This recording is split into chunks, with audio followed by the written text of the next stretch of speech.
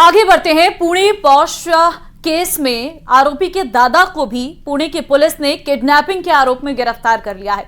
आरोपी के दादा पर ड्राइवर गंगाधर ने किडनैपिंग का केस दर्ज कराया था, जिसके बाद पुलिस ने सुरेंद्र अग्रवाल को गिरफ्तार कर लिया और इसके अलावा पुलिस ने अब अग्रवाल परिवार की क्राइम कुंडली भी खंगालनी शुरू कर दी है।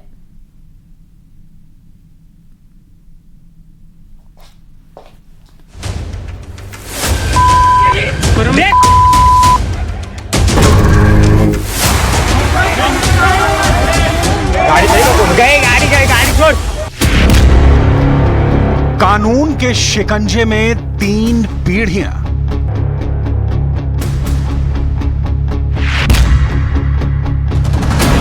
नाबालिग का दादा भी गिरफ्तार। किडनैपिंग के आरोप में गिरफ्तारी। ड्राइवर ने दर्ज कराई एफआईआर। जैसे जैसे पुणे के पोर्श एक्सीडेंट केस में पुलिस की जांच आगे बढ़ती जा रही है, साजिश की उलझी हुई कड़ियां खुलती जा रही हैं। पुणे पोर्श एक्सीडेंट मामले में अब सबसे नई गिरफ्तारी हुई है आरोपी के दादा की।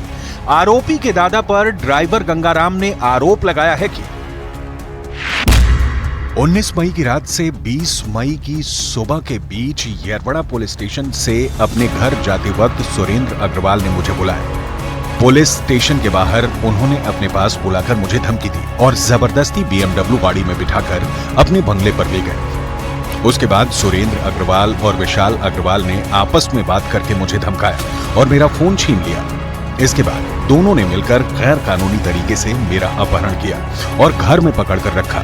उन्होंने दबाव बनाया कि उनके नाबालिग बच्चे का गुनाह मैं अपने ऊपर ले लूं और इसके बारे में किसी को कुछ बोला तो याद रखना।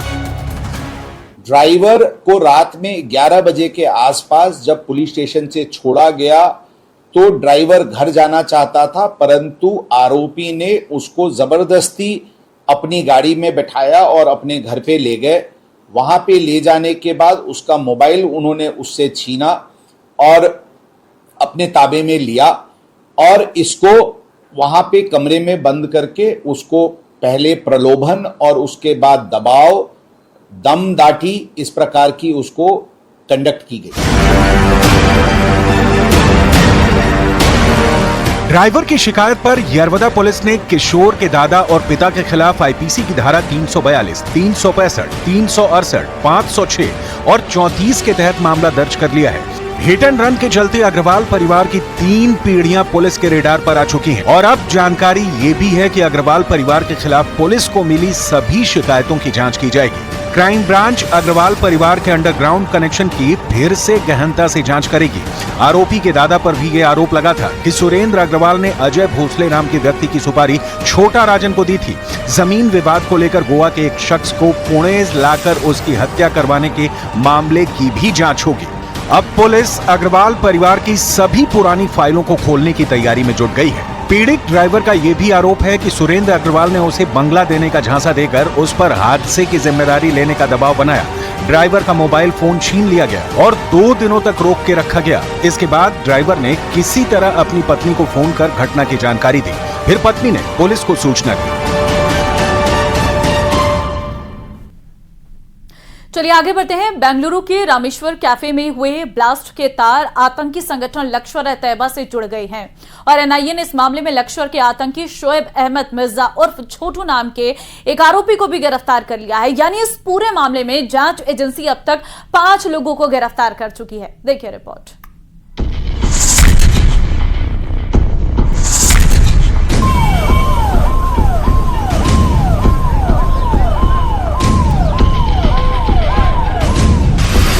रामेश्वर कैफे ब्लास्ट के पीछे आतंकी मंसूबा।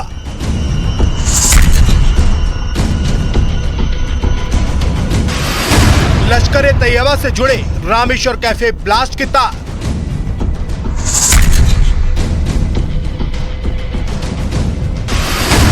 एनआईए की गिरफ्त में लश्कर का आतंकी शोएब अहमद।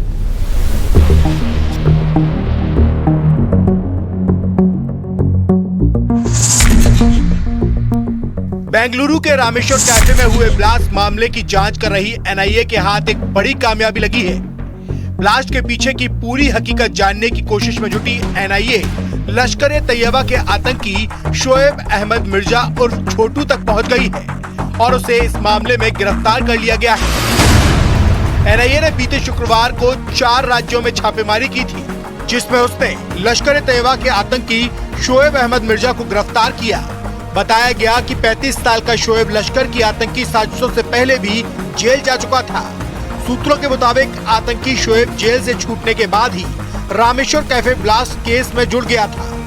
एनआईए की जांच में पाया गया कि शोएब ने 2018 में अब्दुल मतीन ताहा को एक ऑनलाइन हैंडलर से मिलवाया था। 1 मार्च को बेंगलुरु के ITPL रोड पर मौजूद रामेश्वर कैफे में आईडी ब्लास्ट हुआ था, जिसमें कई ग्राहक और कैफे स्टाफ के लोग घायल हुए थे। मामले की जांच के दौरान सीसीटीवी फुटेज में दिखा कि मास्क लगाए हुए एक व्यक्ति कैफे के पास बस से उतरता है और कैफे में दाखिल होता है। उसके पास एक बैग भी दिखा था। इसके बाद वो अपना बैग डस्टबिन के पास रखकर चला गया। 1 घंटे बाद इसी बैग में टाइमर के जरिए धमाका हुआ था, जिसमें 10 लोग घायल हो गए थे। जिसके बाद 3 मार्च को एनआईए ने इस मामले की जांच अपने हाथ में ली थी और पूरे देश में आरोपियों की तलाश में 29 जगहों पर छापेमारी की थी। 12 अप्रैल को एनआईए ने 2 मुख्य संदिग्धों अब्दुल मतीन अहमद ताहा और मुसाविर हुसैन शाजिब को कोलकाता से गिरफ्तार किया। सूत्रों के मुताबिक पकड़े गए दोनों आरोपी इस्लामिक स्टेट ग्रुप के भी सदस्य हैं और कैफे ब्लास्ट का पूरा प्लान अब्दुल मतीन ताहा ने बनाया था, जबकि शाजिब ने कैफे में आईडी रखने का काम किया था। जिसके बाद से एनआईए ने 26 मार्च को चिकमंगलुरु में रहने वाले मुजम्मिल शरीफ को गिरफ्तार किया था। मुजम्मिल ने मुसाविर हुसैन शाजिब और अब्दुल मतीन ताहा को ब्लास्ट से जुड़ा सामान मुहैया कराया था।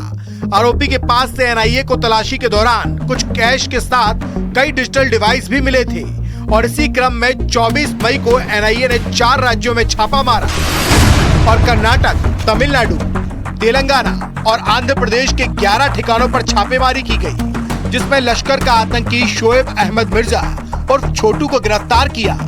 हालांकि कैफे ब्लास्ट मामले में एनआईए की तफ्तीश अभी भी जारी है।